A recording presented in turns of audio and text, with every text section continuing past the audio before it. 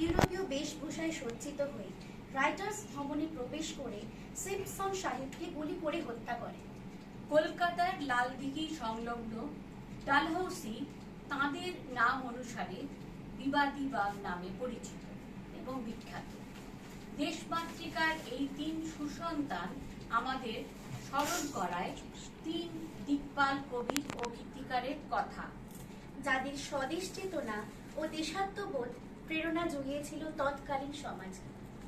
বিনম্র চিত্তে স্মরণ করি অতুল প্রসাদ সেন, দ্বিজেন্দ্রলাল রায় ও রজনীকান্ত সেনকে। আসি রজনীকান্তের কথায়, তিনি ছিলেন প্রখ্যাত কবি, গীতিকার ও সুরকার। দেশের প্রতি গভীর মমত্ববোধ ও স্বদেশ প্রেম ছিল তার গানের প্রধান বৈশিষ্ট্য ও উপজীব্য বিষয়।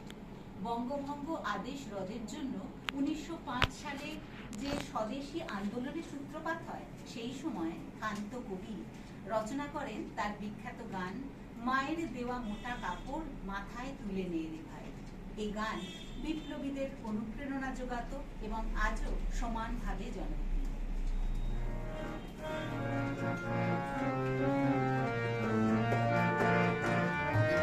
মায়ের দেওয়া মোটা কাপড় মাথায় তুলে নে রে ভাই, মায়ের দেওয়া মোটা কাপড় মাথায়